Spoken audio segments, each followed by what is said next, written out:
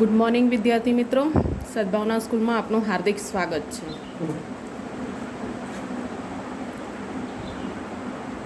ચાલો, આજે આપણે ચેપ્ટર 2ની શરૂઆત કરીએ છીએ. ચેપ્ટર 2 ભાગીદારી પેઢીના વાર્ષિક હિસાબો. વાર્ષિક હિસાબો આપણે ધોરણ 11માં ભણી ગયા છે. એમાં ફક્ત 3, એમાં 2 ખાતા અને એક પત્રક હતું. વેપાર ખાતું, નફા નુકસાન ખાતું અને પાકું સરવૈયું.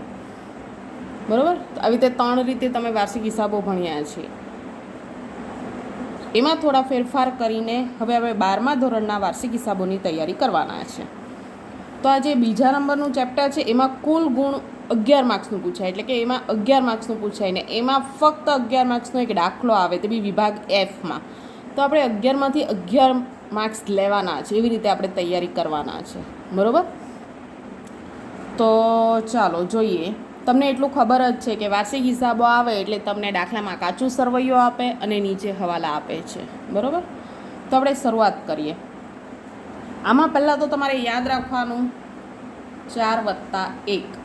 શું યાદ રાખવાનું? 4+1. 4માં આ 4માં નંબર 1 પહેલાં આવશે વેપાર ખાતું, નંબર 2 નફા નુકસાન ખાતું, નંબર 3 નફા નુકસાન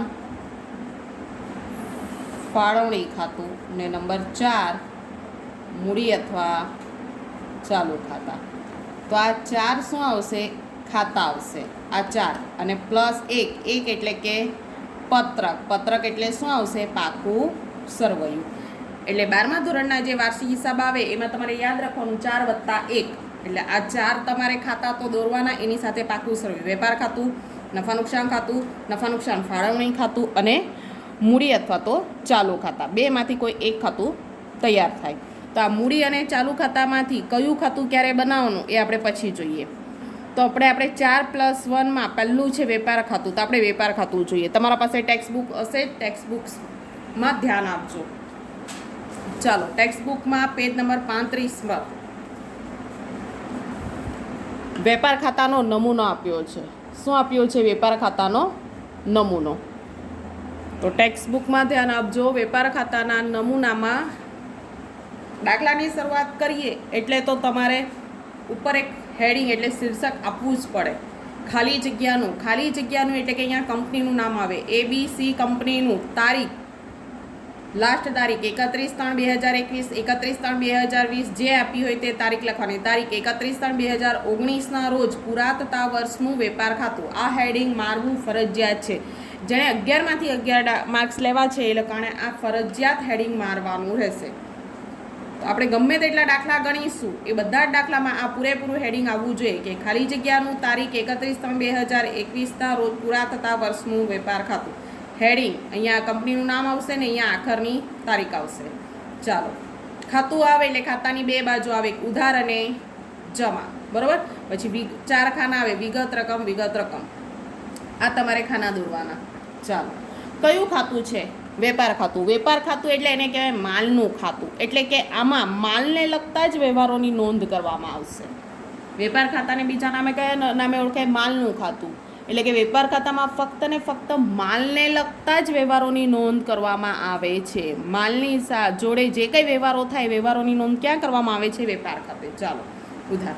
શરૂઆત કરીએ. ઉધાર બાજુ પહેલાં લખ્યો છે શરૂઆતનો સ્ટોક. શરૂઆતનો સ્ટોક તમને કાચા સરવૈયામાં આપી દીધો હશે એ લખવાનો. ઉધાર બાજુ શરૂઆતનો સ્ટોક, માલ સ્ટોક. કાચા સરવૈયામાં લખ્યો હશે 1/4. શરૂઆત આપણે 1/4થી થાય ને, એટલે તારીખ આપી હશે 1/4. એટલે એ શું બનશે? શરૂઆતનો સ્ટોક લખવાનો. એના પછી માલની બીજો વ્યવહાર કયો થાય? ખરીદીનો. તો આપણે જે કંઈ કાચા માલની ખરીદી કરીએ છીએ, તો ખરીદી કરતાં એ વસ્તુ આપણા ધંધામાં આવે એટલે ઉધાર કરીએ છીએ. બરાબર છે? માલ મિલકતનો નિયમો શું છે? આવે તો ઉધાર, જાય તો જમા. તો તમે માલની ખરીદી કરો છો એટલે તમારા ધંધામાં માલ આવે એટલે ઉધાર. ઉધાર બાજુ ખરીદી લખવાની ઇનર કોલમમાં, એટલે કે અંદરના ખાનામાં. એમાંથી બાદ ખરીદ પરત. જો તમે કોઈ કાચા માલની ખરીદી કરી હોય અને તમારા નમૂના પ્રમાણે જો એ માલ ના હોય તો તમે એ માલ શું કરો છો? પરત કરો છો. એટલે જે ખરીદેલો માલ છે એટલે માલ તમારે શું કરવાનો? એટલો માલ તમારે માઇનસ કરવાનો, એટલે કે એ માલ પરત કરવો છો. એટલે ખરીદ પરત બાદ કરવાની.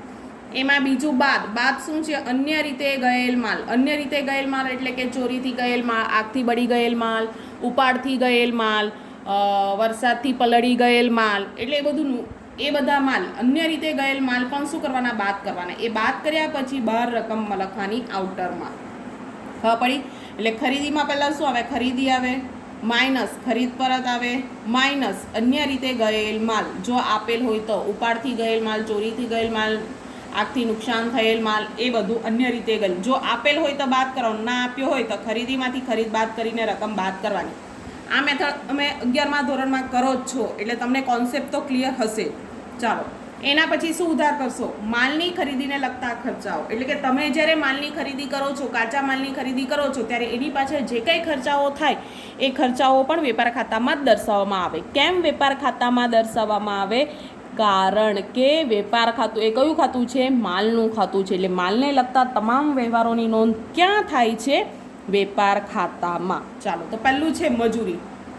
મજૂરી એટલે કે તમારા ધંધામાં જ્યારે તમે કાચો માલ મંગાવો છો અને કાચો માલ ટેમ્પામાં ચડાવવા નહીં અથવા તો ટેમ્પામાંથી નીચે ઉતરવા માટે જે કંઈ તમે મજૂરી ચૂકવો છે મજૂરોને, તે મજૂરી. પછી આવક માલ ગાળા ભાડું. તમે તમારું કાચો માલ તમે કોઈક ફેક્ટરીમાંથી મંગાવો છો ત્યારે તમે જેમાં ટેમ્પામાં કે રિક્ષામાં કે જેમાં તમે માલ મંગાવો છો તેનું તમે ભાડું ચૂકવો છો, તે આવક માલ ગાળું ભાડું. રેલવેનું, તમે રેલવેમાંથી એટલે કે તમે જે માલ મંગાવો છો એ રેલવે થ્રુ આવે છે તો એ રેલવેનું પણ ભાડું તમારે ચૂકવવું પડે છે. એના પછી ઓક્ટ્રોય, જકાત, ટેક્સ ભરવો પડે. આયાત જકાત, તમે કોઈ પણ માલની ખરીદી કરો એટલે એનો ટેક્સ ભરવો પડે. પછી લારી ભાડું, તમે તમારો કાચો માલ લારીથી મંગાવો એટલે એનું પણ ભાડું ચૂકવવું પડે. ગોદી ચાર્જ મોટા ભાગે ક્યાં આવે? જહાજ, જે વાહનો મોટા વાહનો આવે છે એ વાહનોમાં તમારો માલ હોય છે અને માલ એટલે જહાજ આવે એટલે તરત જ તમારો માલ ઉતારવામાં નહીં આવે. એ જહાજને કોઈ એક જગ્યાએ એને પાર્કિંગ કરવું પડે, એટલે કે એને મૂકવું પડે. તો જે જગ્યાએ જહાજ ઊભો રહે છે ને તો એનું ભાડું ચૂકવવું પડે, એની રૂપિયા ચૂકવવા પડે. એટલે જે ચાર્જ આવે ને એ ચાર્જ કોણ લે છે? એ ચાર્જ આપણા પાસેથી વસૂલ કરવામાં આવે છે. જ્યારે તમે કોઈ ગાડીની પાર્કિંગ કરો છો એ અમુક ટાઈમે જો અમુક સ્થળે પાર્કિંગના પણ પૈસા લેવામાં આવે છે, બરાબર? એવી રીતે મોટા વાહનો જ્યારે દરિયા કિનારે આવે છે ત્યારે એ વાહનો મૂકવાનો ખર્ચ ચૂકવવો પડે છે, તેને કહેવાય ગોદી ચાર્જ. પછી છે ડેમરેજ એટલે કે તમે તમારો માલ એટલે કે રેલવે થ્રુ કે ગમે ત્યાંથી તમારો એ માલ આવ્યો હોય, બરાબર? તો તમારો માલ આવે છે આજની 15 તારીખે માલ આવે છે, પણ તમે 15 તારીખે એ માલ લેવા જતા નથી, તમે 17 તારીખે એ માલ લેવા જાઓ છો. તો એ 2 દિવસનો જે કંઈ ચાર્જ છે તો એ ચાર્જ તમે જે ચૂકવો છો એને કહેવાય ડેમરેજ. પછી છે વોરફેજ એટલે કે જે જગ્યા પરથી તમે જ્યારે જે માલ મંગાવો છો તો એ લોકોએ નૂર ઓછું ભર્યું હોય, એટલે કે દાખલા તરીકે એણે 100 રૂપિયા ભરવાના હોય પણ એ લોકો 70 રૂપિયા જ ભરે છે.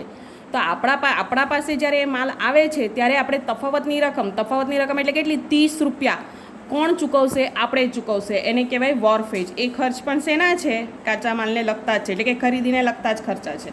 પછી છે ઉત્પાદનને લગતા ખર્ચાઓ. એટલે તમારા પાસે હવે કાચો માલ આવી ગયો છે, બરાબર? હવે તમે કોઈ વસ્તુનું ઉત્પાદન કરો છો ને ઉત્પાદનના પાછળ જે કંઈ ખર્ચાઓ થાય છે ખર્ચાઓની નોંધ પણ ક્યાં કરવામાં આવે? વેપાર ખાતે. કારણ કે આ બધા ખર્ચાઓ છે, ખર્ચાઓ હંમેશા ઉધાર થાય. તમને ખબર છે ને, ખર્ચાઓ ઉધાર થાય એટલે નુકસાન ઉધાર થાય ને આવક શું થાય? જમા થાય. તો આ બધા ખર્ચાઓ ઉધાર કર્યા. એની પાછળ ઉત્પાદન મજૂરી, રોયલ્ટી છે, કારખાનાના ખર્ચામાં ભાડું, કરવેરા, વીજળી, બળતણ, કોલસો, ગેસ વગેરે એ બધા શું છે? ખર્ચાઓ છે. વપરાયેલી માલ સામગ્રીમાં ઓઇલ, ગ્રીસ, પછી કારખાનાના મકાનનો ઘસારો આવે, પ્લાન્ટ યંત્રોનો ઘસારો આવે તો વેપાર ખાતાની ઉધાર બાજુ લખવાનો. ફક્ત યંત્રોનો ઘસારો આવે તો નફા નુકસાન ખાતાની ઉધાર બાજુ લખવાનું, બરાબર? આ તમારા ખર્ચાઓ. એટલે કે વેપાર ખાતાની ઉધાર બાજુ શેની નોંધ થશે? એક તો શરૂઆતનો સ્ટોક, પછી ખરીદી, પછી ખરીદીના ખર્ચા અને ઉત્પાદનને લગતા ખર્ચા, આ એની નોંધ થશે. તેવી જ રીતે વેપાર ખાતાની જમા બાજુ એટલે કે વેચાણ આવશે. વેચાણ એટલે કે તમે તમારા ધંધામાંથી કોઈ માલનું શું કરો છો? વેચાણ કરો છો. વેચાણ કરો એટલે એ માલ તમારા ધંધામાંથી જાય છે. જાય એટલે કે જમા, એટલે વેપાર ખાતાની કઈ બાજુ? જમા બાજુ. એમાંથી બાદ વેચાણ પરત, એટલે કે તમે જે માલ પરત કરો છો, તમે જે માલ વેચો છો એમાંથી અમુક માલ પરત આવે છે, એટલે એ પણ એ માલ શું કરવાની? પરત બાદ કરવાની. બાદ કરીને બહાર રકમ બતાવવાની, બરોબર. એના પછી ભંગાર માલનું વેચાણ, કે તમારા પાસે એવો માલ પડી રહેલો છે કે જેનું વેચાણ થતું નથી, એટલે તમે એને ભંગાર રીતે આપી દો છો, બરાબર. તો એને કહેવાય ભંગાર માલનું વેચાણ, એટલે એક પ્રકારની આવક કહેવાય. બહાર રકમ બતાવવાની. ને આખા સ્ટોક તમને હવાલામાં આપવામાં આવશે, એટલે હવાલામાં બે અસર થાય આખા સ્ટોકની. એક તો વેપાર ખાતાની જમા બાજુ ને એક પાકા શ્રેયમાં માલ મિલકત લેના બાજુ, બરાબર. તો આ લખવાનું. પછી કોઈક વખત એવું બને કે ખાલી ફક્ત આખા સ્ટોક કાચા સરવૈયામાં આવે એટલે ડાયરેક્ટ જશે પાકા સરવૈયા. એવા દાખલા આવશે ત્યારે હું તમને એ પોઈન્ટ શીખવાડીશ.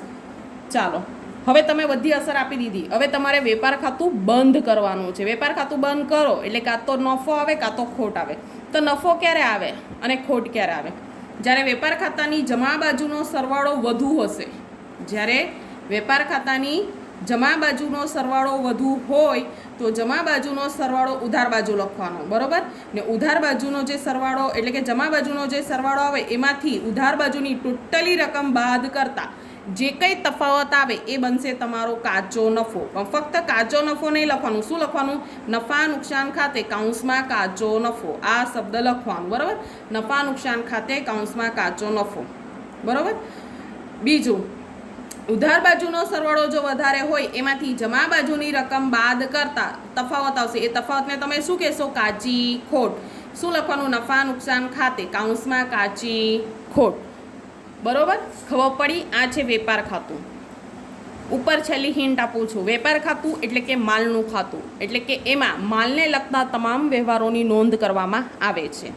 માલને લગતા તમામ વ્યવહારોની નોંધ એટલે શું આવે? એક તો શરૂઆતનો સ્ટોક આવશે, એમાં ખરીદી આવશે, એમાંથી ખરીદ બાદ કરવાની, પછી અન્ય રીતે ગયેલ માલ બાદ કરવાના, બરાબર. પછી માલની ખરીદીને લગતા ખર્ચાઓ આવે. જે કંઈ તમે માલ મંગાવ્યો હોય એના પાછળ જે કંઈ ખર્ચ થયો હોય એ ખર્ચાઓ વેપાર ખાતાની ઉધાર બાજુ. કેમ ઉધાર બાજુ? કારણ કે ખર્ચ હંમેશા ઉધાર થાય, બરાબર. ને એની જમા બાજુએ શું કરે? માલનું તમે વેચાણ કરો છો. વેચાણ કરો એટલે કે તમારા ધંધામાંથી માલ જાય છે. જાય તો જમા, તો જમા બાજુ વેચાણ, એમાંથી બાદ વેચાણ પરત, પછી ભંગાર માલનું વેચાણ, ને છેલ્લે આવશે આખો સ્ટોક. ને આ ખાતું તમારે શું કરવાનું? બંધ કરવાનું. ક્લિયર? ચાલો, હવે એના પછી આપણે જોઈએ નફા નુકસાન ખાતું.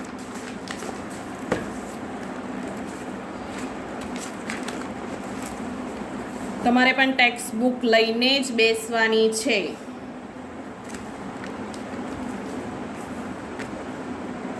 ચાલો, નફા નુકસાનનું ખાતું. નફા નુકસાન ખાતાનો નમૂનો. એમાં પણ તમારે આખું હેડિંગ આપવાનું. કંપનીનું નામ લખવાનું પહેલાં, ABC કંપનીનું, તારીખ લાસ્ટ લખવાની 31/3/2020 રોજ પૂરા થતા વર્ષનું નફા નુકસાન ખાતું. અહીંયા જે તારીખ તમને દાખલામાં આપી હોય એ તારીખ લખવાની, ને અહીંયા કંપનીનું નામ. નફા નુકસાન ખાતામાં પણ બે બાજુ હશે, એક ઉધાર અને એક જમા. ઉધાર એટલે ખર્ચ, જમા એટલે આવક. ઉધાર બાજુ નુકસાન ખર્ચ લખાય અને જમા બાજુ આવક નફો લખાય. ક્લિયર? આ તમે 11મા ધોરણમાં ભણી ગયા છો. ચાલો જોઈએ. જ્યારે નફા નુકસાન ખાતું બનાવો છો ત્યારે પહેલી વિગત રકમ પછીની એક લીટી તમારે કાયમ છોડવાની. કારણ કે જો કાચો નફો તમને મળ્યો હોય તો વેપાર ખાતા એટલે નફા નુકસાન ખાતાની જમા બાજુ લખવાનું, અથવા તો કાચી ખોટ હોય તો નફા નુકસાન ખાતાની ઉધાર બાજુ લખવી પડે. એટલે પહેલી લીટી તમારે છોડી દેવાની. એક લીટી છોડ્યા પછી જ તમારે નફા નુકસાન ખાતામાં જે કંઈ વિગતો લખવી હોય તે તમારે લખી શકાય. ચાલો, તો તમને એક પાઠ પાડીને આપેલા છે. વહીવટી ખર્ચા, વેચાણ વિતરણ ખર્ચા, નાણાકીય ખર્ચા અને અન્ય ખર્ચા. આવી રીતે કંઈક પાઠ પાડ્યા છે, બરાબર. એવું કહેવાય છે કે જો 11 માર્ક્સનો પૂરેપૂરો દાખલો કરવો હોય તો વહીવટી ખર્ચા, વેચાણ વિતરણ ખર્ચા, નાણાકીય ખર્ચા અને અન્ય ખર્ચાઓ આ રીતે તમારે હેડિંગ પાઠ પાડીને લખવા પડે. પણ તમે ખબર છે 11માં તમે કઈ રીતે દાખલો ગણ્યા છે એ રીતે તમારે દાખલો ગણવાનો છે. પણ ચાલો, જેને એ રીતે લખવું હોય તો તમારે એક વસ્તુ યાદ રાખવાનું કે આ બધું યાદ કઈ રીતે થાય.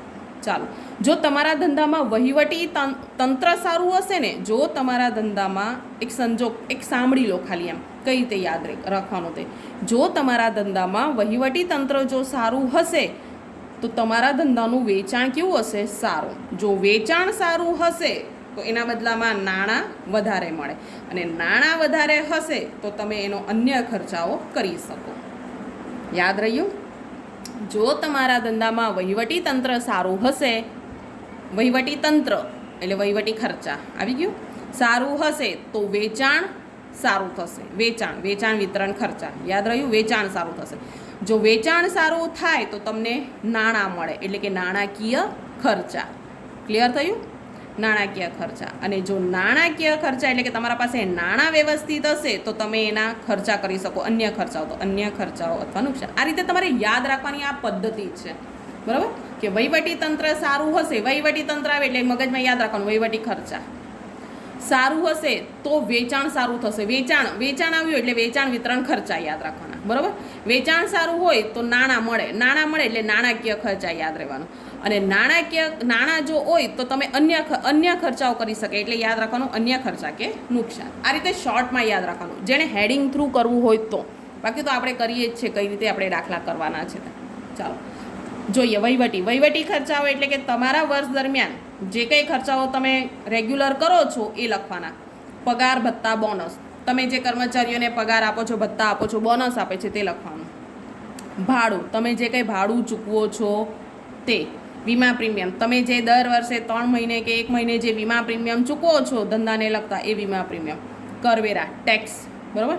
ટપાલ ખર્ચ, કોઈ ખરીદીને માલ અંગેની જે કંઈ તમે વિગતો આપો છો અથવા તો દેવાદાર કે લેણદારને જે કંઈ વિગતો તમે મોકલાવો છો તો ટપાલ દ્વારા મોકલાવો તો એનો ટપાલ ખર્ચ.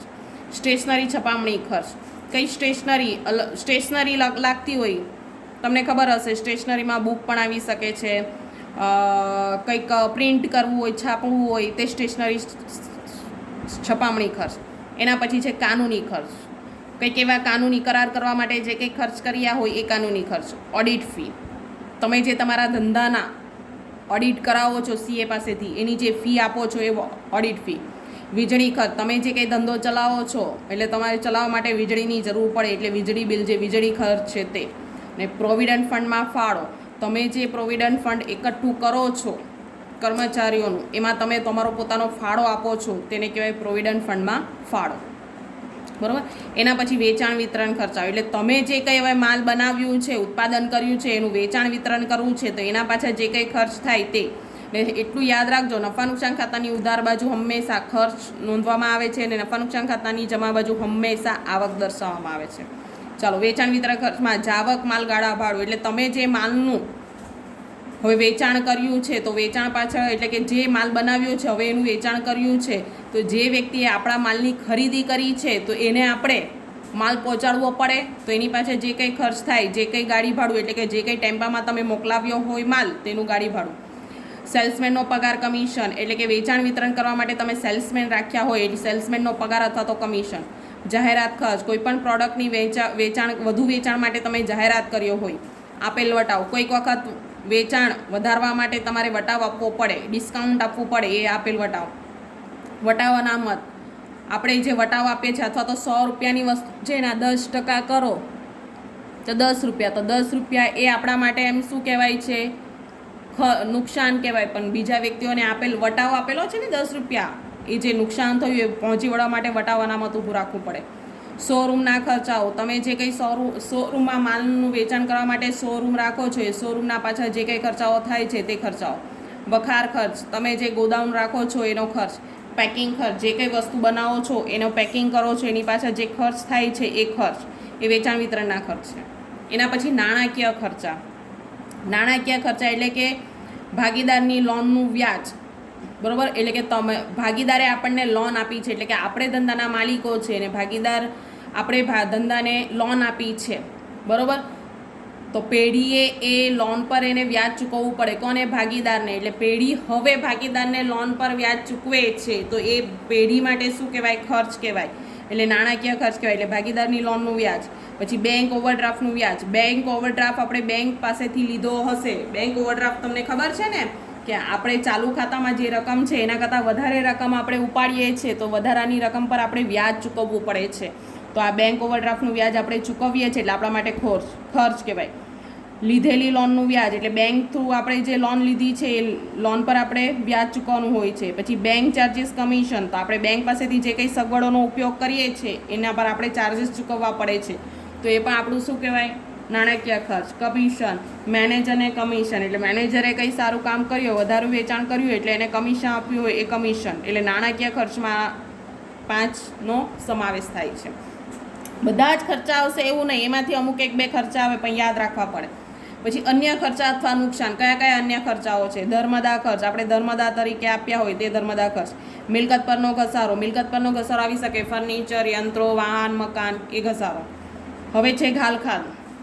આ સ્ટ્રક્ચર તમને 11માં મોડે કરાવ્યું છે. ઘાલખાત કાચા સરવૈયાની પ્લસ ઘાલખાત હવાલાની પ્લસ ઘાલખાત અનામત હવાલાની માઇનસ ઘાલખાત અનામત કાચા સરવૈયાની. તો ઘાલખાત એટલે એક પ્રકારનું આપણું નુકસાન છે એટલે ઉધાર બાજુ. અને આ ઘાલખાત અનામત, આ નુકસાનને પહોંચી વળવા માટે આપણે શું ઊભી કરીએ છીએ? ઘાલખાત અનામત.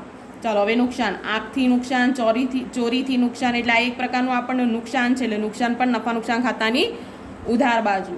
એના પછી મિલકત વેચાણ નુકસાન, તો આપણે જે કંઈ મિલકત વેચીએ છીએ મિલકત વેચતા આપણને નુકસાન થાય છે તે પણ નફા નુકસાન ખાતાની ઉધાર બાજુ લખવાનું. એટલે કોઈ પણ ખર્ચ કે નુકસાન માટેની જોગવાઈઓ કઈ બાજુ લખાય? નફા નુકસાન ખાતાની ઉધાર બાજુ.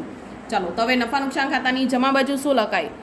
પેઢીને થયેલી આવક, જે કંઈ પેઢીને આવક થાય તે તમારે લખવી પડે. ચાલો કાચો નફો ક્યાંથી લખવાનું? વેપાર ખાતામાંથી, બરોબર. આવકો, તો આપણને આવકો કઈ થઈ? પેઢીને આવક કઈ થઈ છે? તો મળેલ વટાવ. કોઈક વખત આપણે માલનું માલની ખરીદી કરીએ છીએ, બરોબર. 10,000નો માલ છે એમાં તમને 10% વટાવ આપે તો 1,000 ઓછા ચૂકવવાના થાય ને, પણ આ કયો વટાવ કહેવાય? રોકડ વટાવ. ચાલો તો રોકડ વટાવ મળે આપણને તે મળેલ વટાવ. પછી મળેલું ભાડું પણ આપણને મળે છે. કોઈક વખત એવું આપણે જોઈએ છે કે માલની આપણે પોતે કહીએ કે જ્યારે માલની આપણે ખરીદી કરીએ છીએ, બરાબર, તો જોઈએ કોઈ દુકાનદારો માલની ખરીદી સાથે ભાડું પણ આપણા પાસેથી વસૂલ લે છે, બરાબર. એવી જ રીતે આપણે માલનું વેચાણ કરીએ છીએ પણ વેચાણ સાથે આપણે વેચાણનું ભાડું પણ લઈએ છીએ, તો એ મળેલ ભાડું. પછી મળેલ કમિશન, પેઢીને કંઈ કમિશન મળ્યું હોય તે. મળેલ દલાલી, કોઈક વસ્તુ વેચતા દલાલી મળી હોય તે. મળેલ આડત. રોકાણોનું વ્યાજ, આપણે કોઈ કંપનીમાં રોકાણો કર્યું હોય તો રોકાણોનું વ્યાજ આપણને મળેલ. ધીરેલ લોન પર વ્યાજ, આપણે કોઈક એમાં ધીરીએ છીએ એટલે આપણે જ પોતે પેઢી આપણા પાસે ભાગીદારે પેઢી પાસેથી લોન લીધેલી હોય. કોણે લોન લીધી છે?